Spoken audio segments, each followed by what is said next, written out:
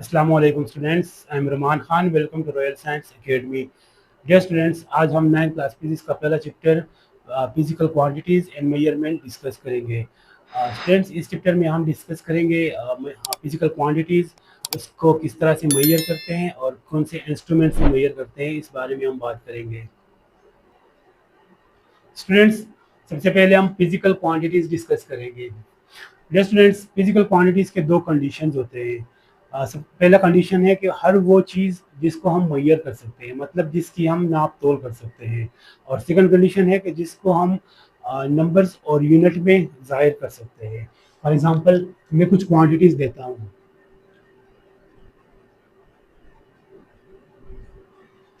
Length, मास और time. अब students, ये तीन फिजिकल क्वांटिटीज है। इनको लेंथ को हम मैयर भी कर सकते हैं, इसको हम नंबर में भी जाहिर कर सकते हैं और यूनिट में भी जाहिर कर सकते हैं। इस तरह मास और टाइम को भी हम मैयर कर सकते हैं, नंबर और यूनिट में भी जाहिर कर सकते हैं। अब यूनिट इसके हम लिखते हैं। लेंथ को हम मैयर करते हैं मीटर में, इस तरह मास को मैयर करते हैं केजी में, और टाइम को हम मैयर करते हैं सेकंड में। इसको हम नंबर में भी जाहिर कर सकते हैं। 2, 5 और 60। अब इन तीन क्वांटिटीज को हम मैयर कर सकते हैं, यूनिट में भी जाहिर कर सकते हैं और नंबर में भी जाहिर कर सकते हैं। अब फॉर एग्जांपल, अगर मैं आपको कह दूं कि मुझे बाजार से शुगर ला के दो, मैं आपको कह दूं कि मुझे 5 शुगर ला के दो बाजार से, तो यहाँ पे आप कंफ्यूज होंगे, क्योंकि मैंने नंबर तो आपको जाहिर कर दिया, लेकिन मैंने आपको यूनिट जाहिर नहीं किया। अब 5 ग्राम भी हो सकता है, 5 केजी भी हो सकता है, या 5 पैकेट्स भी हो सकता है। लेकिन अगर मैं आपको कह दूं कि मुझे 5 केजी शुगर चाहिए, तो आप आसानी से मेरी रिक्वायरमेंट को समझ जाएंगे कि मुझे 5 केजी शुगर चाहिए। या फिजिकल क्वांटिटी को हम इस तरह डिफाइन कर सकते हैं।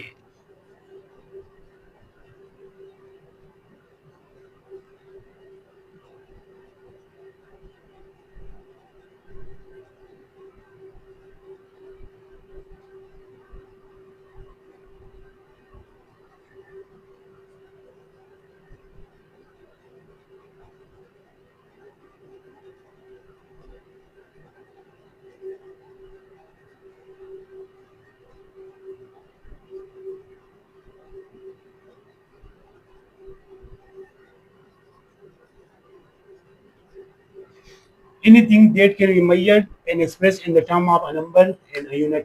हर वो चीज़ जिसको हम मैयर कर सकते हैं और जिसको हम यूनिट और नंबर में जाहिर कर सकते हैं। फॉर एग्जांपल,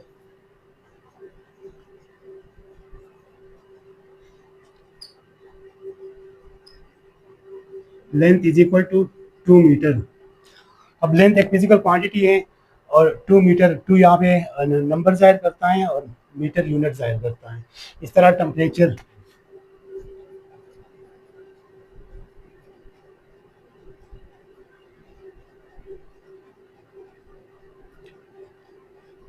टेम्परेचर को हम केल्विन में मैयर करते हैं। अब 97 केल्विन, यहाँ पे हमने नंबर भी जाहिर कर दिया, 97 इसका नंबर, और इसका यूनिट केल्विन हो गया। स्टूडेंट्स, नेक्स्ट हम डिस्कस करेंगे non physical quantities. Students, non physical quantities वो क्वांटिटी होती है जिसको हम मैयर नहीं कर सकते in term of number and unit. अब ये ज़्यादा या कम तो हो सकता है, लेकिन इसको हम नंबर में जाहिर नहीं कर सकते, क्योंकि इसका यूनिट नहीं होता, और जिस नंबर्स में जाहिर करने के लिए यूनिट होना ज़रूरी है। अब फॉर एग्जांपल, हैप्पीनेस, अब मैं कह सकता हूँ कि मैं बहुत ज़्यादा खुश हूँ, लेकिन इसको मैं नंबर्स में जाहिर नहीं कर सकता, क्योंकि कोई यूनिट मेरे पास नहीं है कि मैं कह दूँ कि मैं इतना खुश हूँ। अब मैं ये नहीं कह सकता कि मैं 5 खुश हूँ। अब पाइप के साथ कोई यूनिट होना ज़रूरी है नंबर के साथ, और जबकि फिजिकल क्वांटिटीज़ के कोई यूनिट नहीं होते, तो इसको हम नंबर्स या यूनिट में जाहिर नहीं कर सकते। इस तरह आप लव, अब मैं कह सकता हूँ कि मैं किसी से बहुत ज़्यादा मोहब्बत करता हूँ, लेकिन मैं इसको नंबर्स में या यूनिट में जाहिर नहीं कर सकता। इस तरह हम इसको डिफाइन कर सकते हैं।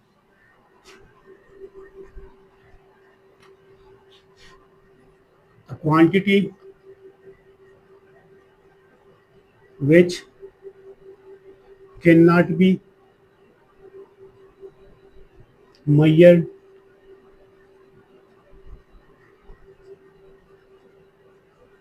in the term of numbers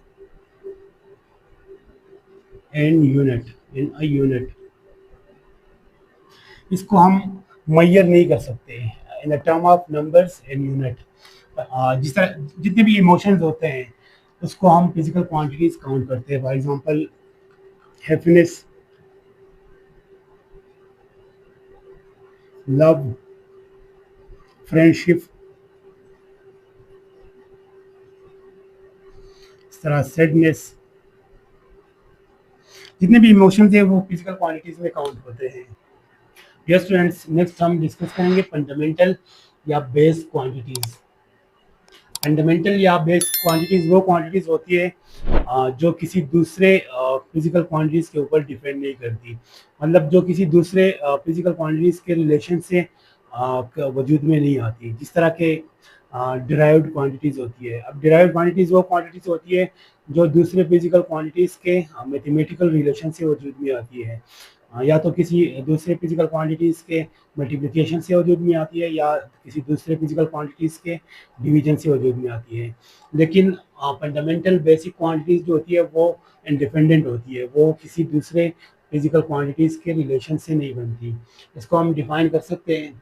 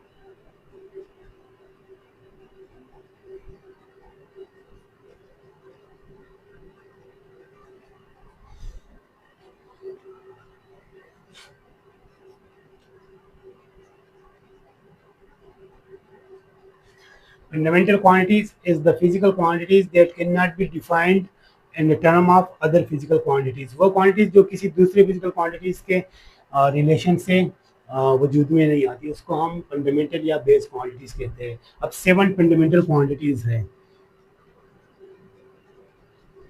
there are 7 fundamental quantities.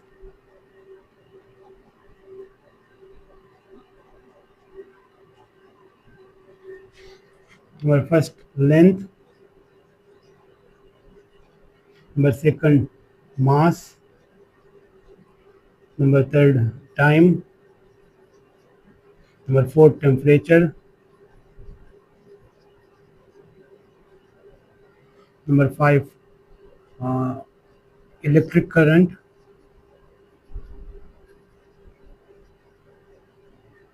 Number 6, luminous intensity.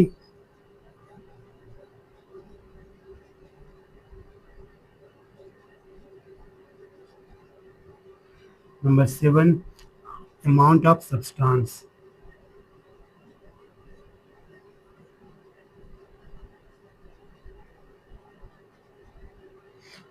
अब लेंथ का यूनिट है मीटर, इस तरह मास का यूनिट है केजी, टाइम का यूनिट है सेकंड, टेम्परेचर का यूनिट है केल्विन और इलेक्ट्रिक करंट का यूनिट है एम्पेयर, जिसको हम ऐसे रिप्रेजेंट करते हैं। लुमिनस इंटेंसिटी का है कैंडेला, सीडी से हम इसको रिप्रेजेंट करते हैं। अमाउंट ऑफ सब्सटेंस मोल, इसको हम MOL से रिप्रेजेंट करते हैं। अब लेंथ, किसी भी लंबाई को हम मेजर करते हैं मीटर्स में। इस तरह मास, किसी भी मास को हम मेजर करते हैं किलोग्राम्स में। अब टाइम, किसी भी टाइम को हम मेजर करते हैं सेकंड्स में। अब टेम्परेचर जो है वो इसको हम मेजर करते हैं केल्विन्स में। इलेक्ट्रिक करंट, इसको हम एम्पेयर्स में मेजर करते हैं। लुमिनस इंटेंसिटी, मतलब किसी भी लाइट की अ, अ, शिद्दत को हम किसी लाइट की किसी खास सीमत की तरफ कितनी शिद्दत होती है उसको मेजर करने के लिए लुमिनस इंटेंसिटी हम यूज़ करते हैं, जिसका यूनिट है CD, candela.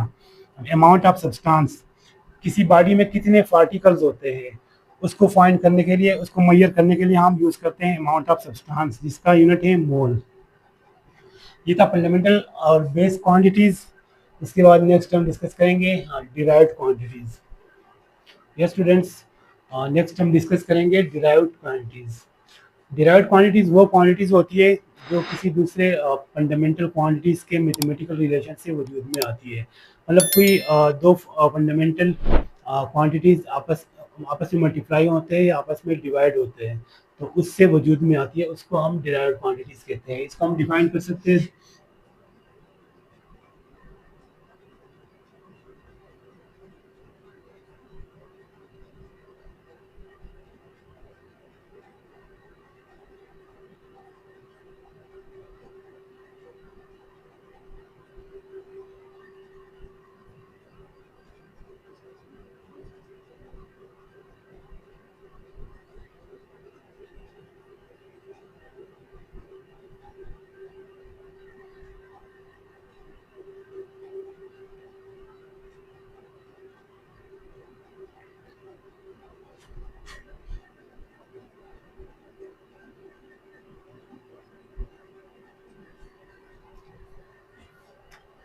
Those quantities which are obtained from fundamental quantities by mathematical relationship, they are dependent.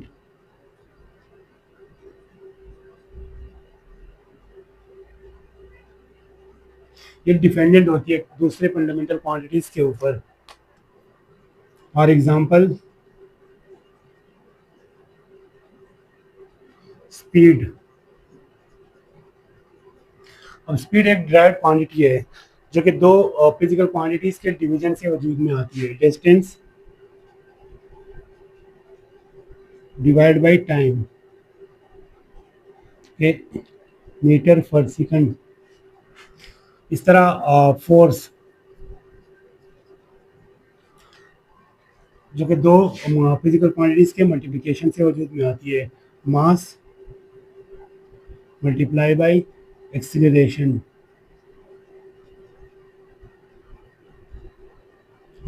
Newton. तो इस तरह एरिया, एरिया भी एक डिराइव्ड क्वांटिटी है जो कि दो फिजिकल क्वांटिटीज के मल्टीप्लिकेशन से आती है। Length multiply by length equal to metre square. इस तरह वॉल्यूम, जो कि तीन फिजिकल क्वांटिटीज के मल्टीप्लिकेशन से आती है। Length multiply by width multiply by height, metre cube.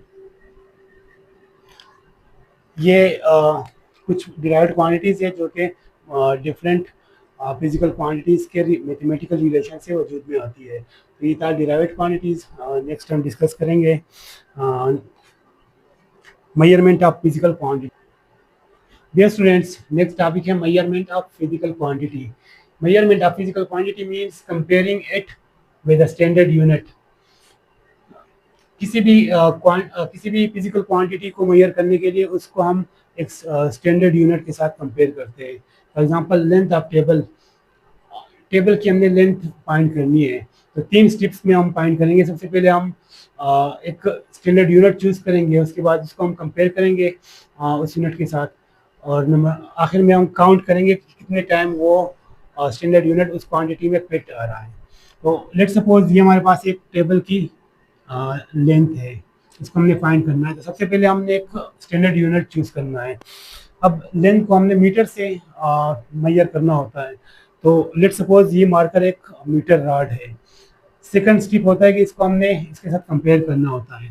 तो यहाँ पे ये एक बार आ रहा है इसके साथ यहाँ तक, और फिर यहाँ पे मतलब 2 टाइम्स आ रहा है यहाँ पे। थर्ड स्टेप में हमने काउंट करना है कि कितनी बार वो स्टैंडर्ड यूनिट उसमें फिट आ रहा है। तो ये 2 टाइम आ रहा है, 1 और 2। इसका मतलब है कि 2 मीटर टेबल की लेंथ हमारे पास आ रही है। इस तरह से हम किसी भी फिजिकल क्वांटिटी को मेजर कर सकते हैं। डियर स्टूडेंट्स, नेक्स्ट हम डिस्कस करेंगे इंटरनेशनल सिस्टम ऑफ यूनिट। अब इंटरनेशनल सिस्टम ऑफ यूनिट क्या है? तो स्टूडेंट्स, पहले ज़माने में जिस वक्त international system of unit introduce नहीं हुआ था, उस वक्त डिफरेंट एरियाज़ के लोग डिफरेंट मेथड यूज़ करते थे मेजरमेंट के लिए। जैसा कि लोग ह्यूमन आर्म्स यूज़ करते थे मीटर रॉड या मेजरिंग टेप की जगह। तो उससे मसला ये होता था कि डिफरेंट एरियाज़ में मेजरमेंट जो थी वो सेम नहीं होती थी, मतलब उसमें एक्यूरेसी नहीं होती थी। अब कुछ लोगों के आर्म्स लॉन्ग होते हैं जबकि कुछ लोगों के आर्म्स शॉर्ट होते हैं, तो डिफरेंट रिजल्ट आता था हमारे पास मेजरमेंट का। तो फिर 1962 में international system of unit introduce हुआ, जिसको ग्लोबली एक्सेप्ट किया जाता है। अब इसमें ये होता है कि एक सेम यूनिट दुनिया के किसी भी जगह में वही यूज़ होता है। अब इससे ये फ़ायदा हुआ कि दुनिया के किसी भी एरिया में हमें मेजरमेंट के सेम रिजल्ट मिलते हैं। अब आप पाकिस्तान में देखें तो 1 केजी में 1000 ग्राम्स होते हैं। अब आप यूरोप में जाएं तो वहाँ पे भी 1 केजी में 1000 ग्राम्स होते हैं। इस तरह 1 किलोमीटर में 1000 मीटर्स होते हैं। तो आप किसी भी एरिया में जाएंगे तो आपको सेम ही रिजल्ट मिलेगा। 7 basic international system of unit है जिसको पूरी दुनिया में एक्सेप्ट किया जाता है।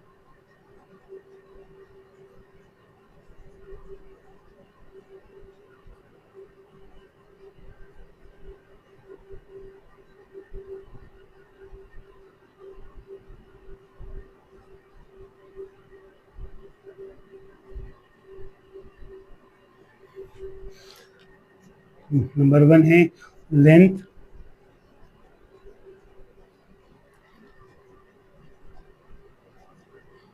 जिसका यूनिट है मीटर और इसका सिंबल है एम। कोई भी लंबाई, कोई भी डिस्टेंस, उसको हम मेजर करते हैं मीटर से। सेकंड नंबर है मास। किसी भी मास को हम मेजर करते हैं किलोग्राम से। इसका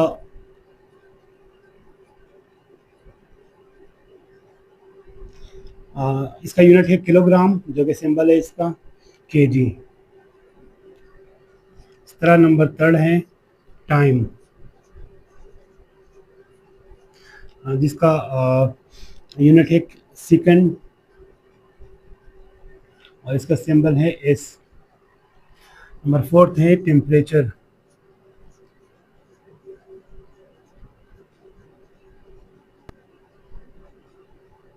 टेम्परेचर को हम मेजर करते हैं केल्विन से। इसका यूनिट है, इसका सिंबल है के से हम इसको डिनोट करते हैं। नंबर 5 है इलेक्ट्रिक करंट।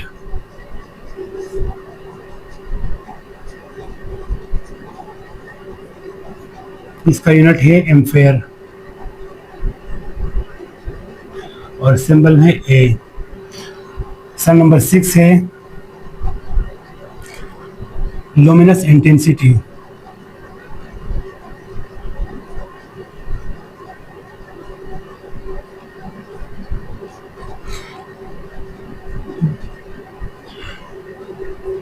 इसका यूनिट है कैंडेला, इसको हम CD से डिनोट करते हैं।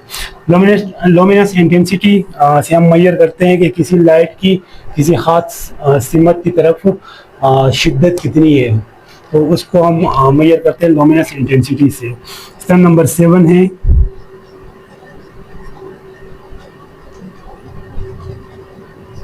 Number of substance.